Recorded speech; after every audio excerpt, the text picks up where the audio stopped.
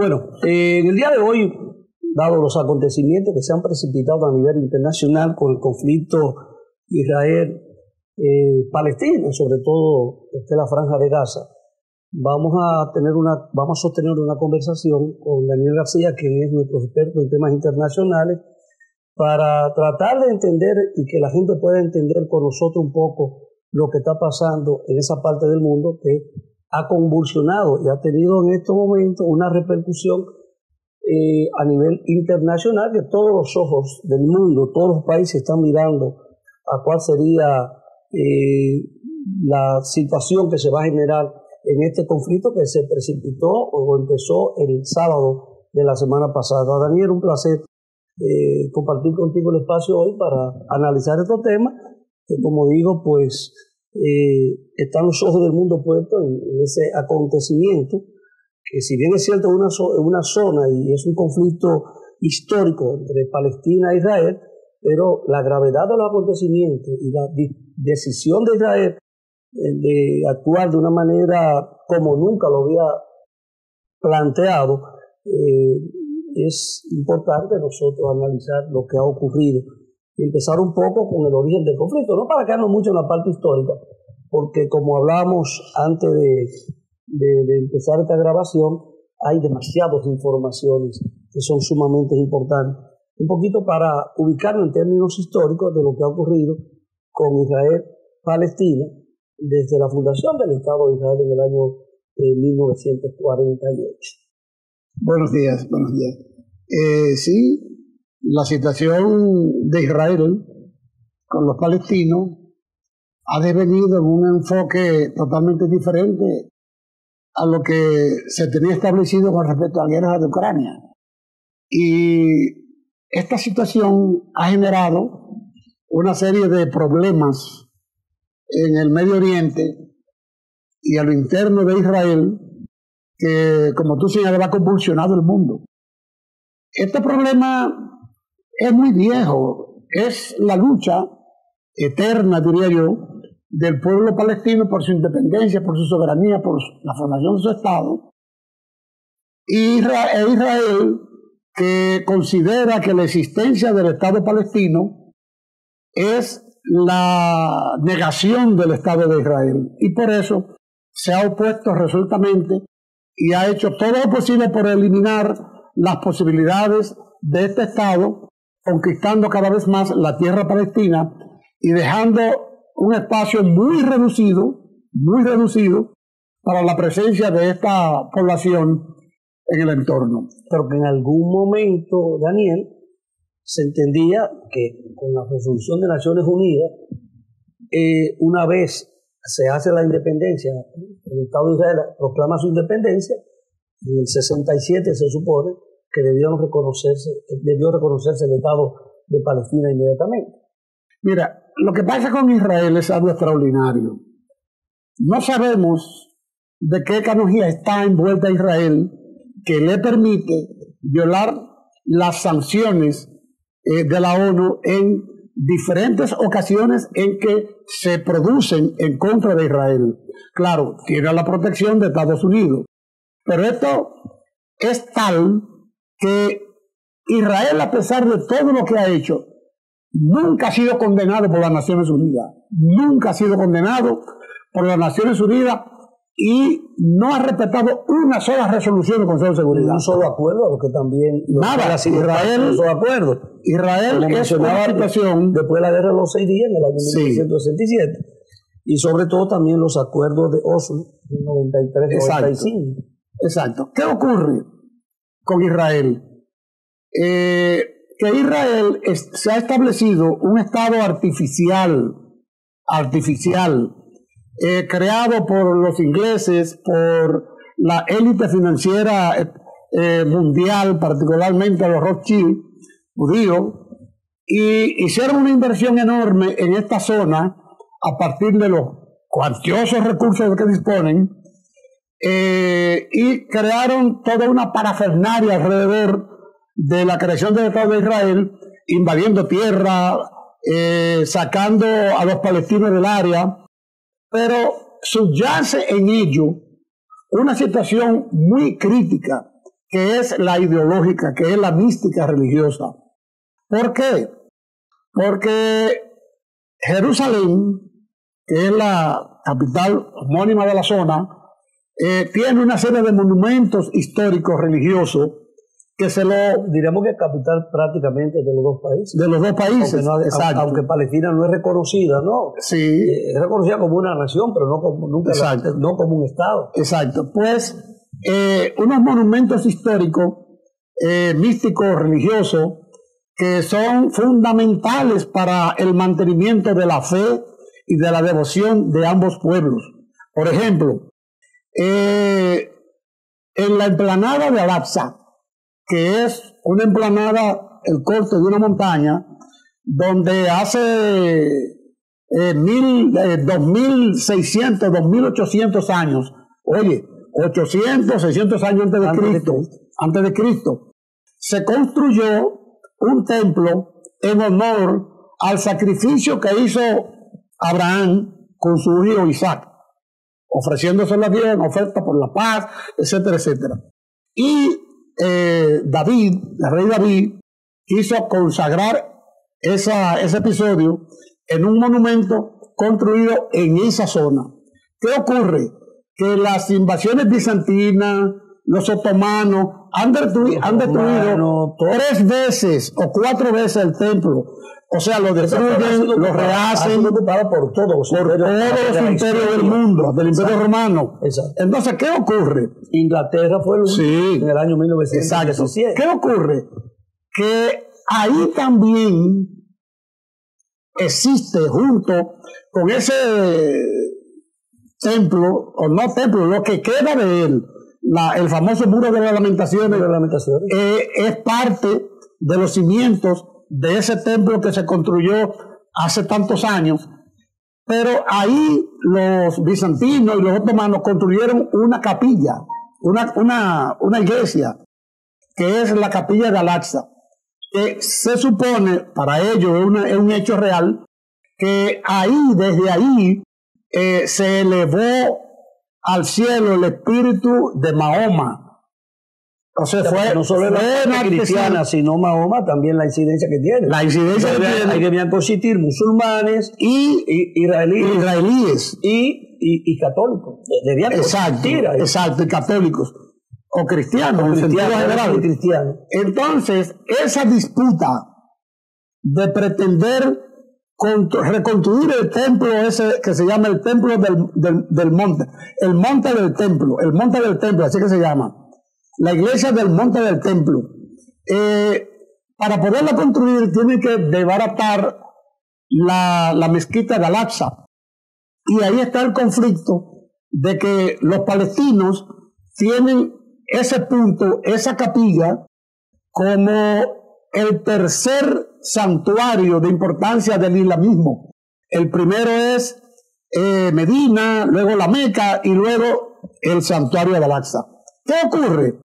Que los israelitas, en su afán de conquistar todo el área de Palestina y de execrar, sacar de ella a los palestinos, quieren también destruir esa mezquita. Y ahí está el pleito. Las provocaciones continuas.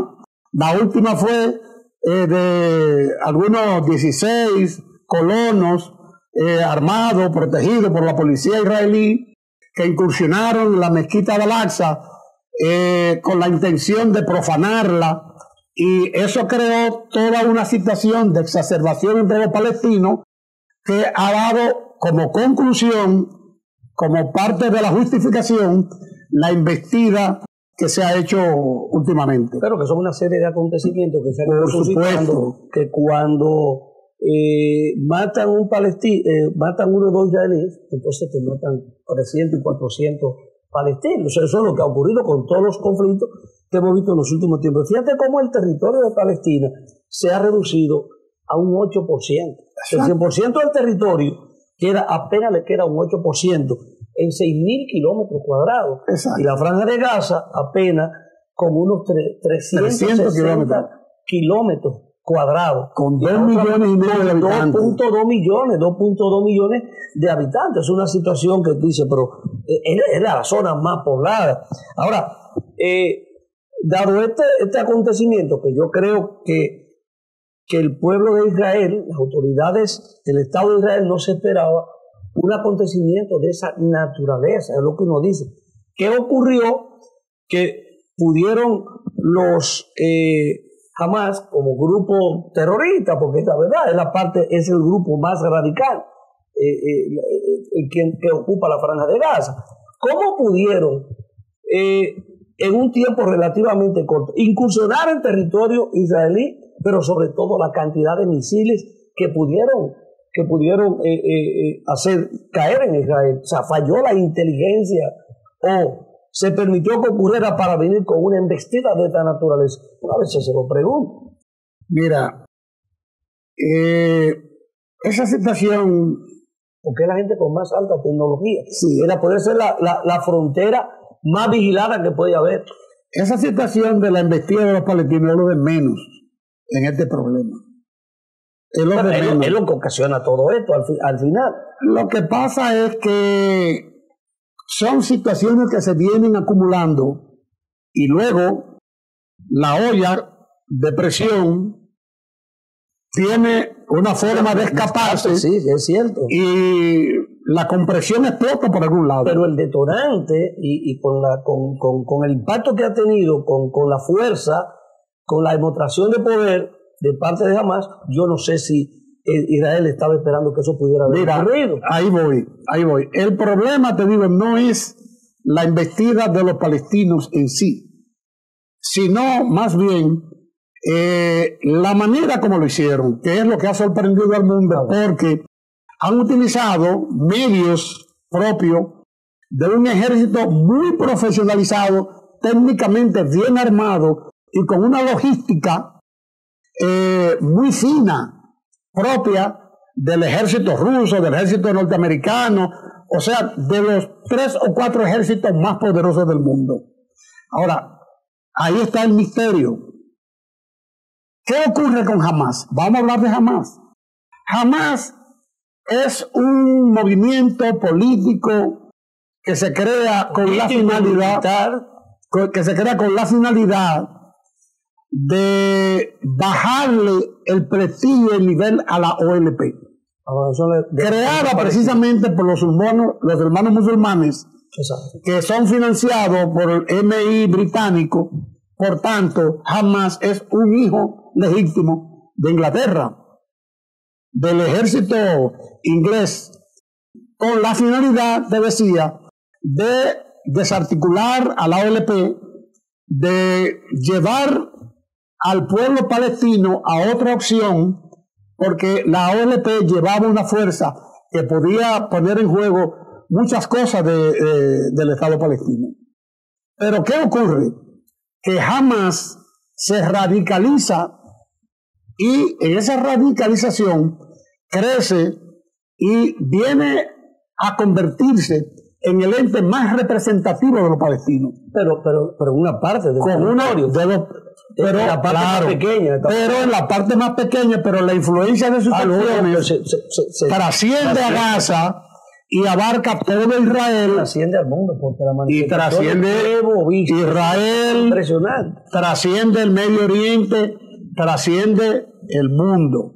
¿Qué ocurre? Entonces, que en unas elecciones hace 8 años, Hamas gana las elecciones a nivel de todo Israel y sustituyen la dirección todo Palestina. Sí, y sustituye completamente la OLP y la OLP queda relegada a una posición muy inferior, de una manera tal que Mahmoud Abbas, que es el presidente de la OLP, pocas veces se menciona y su liderazgo ya no es representativo para el pueblo palestino. Ya tiene más de 15 años en el poder. Y enfermo, muy enfermo.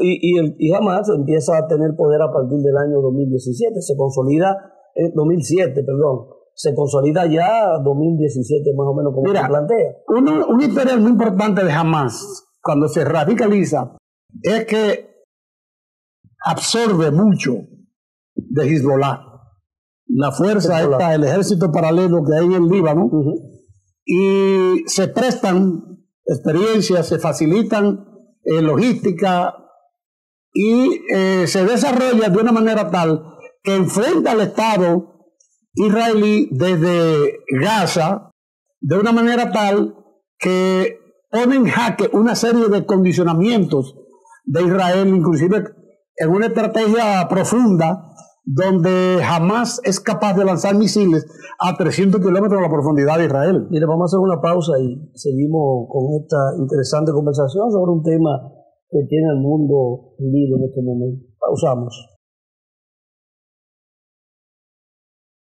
¿Eres experto haciendo que todo sea simple y funcional? Acortando las distancias. Llegando a donde te esperan. Ganando tiempo. Y ahora serás un experto como usuario financiero. Llegó ProUsuario Digital, la solución que te permite acceder a tu consulta crediticia, realizar reclamaciones, presentar quejas y denuncias, consultar cuentas inactivas o abandonadas y mejorar tus conocimientos de finanzas personales. Accede a prousuario.gov.do o descárgala desde Google Play. Alcanza el nivel experto, el nivel ProUsuario. Superintendencia de Bancos de la República Dominicana.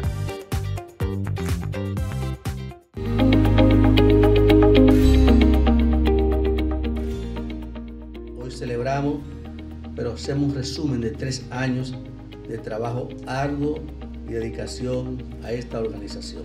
Y quiero expresar mi más sincero agradecimiento por su continuo apoyo y presencia. Estos resultados se enmarcan en el contexto de la política gubernamental en el cumplimiento a lo establecido en la Ley 2000, que rige los derechos de propiedad industrial. Es política de nuestro presidente, es política del gobierno, realmente nosotros expandir todas las tareas que están vinculadas a la propiedad industrial.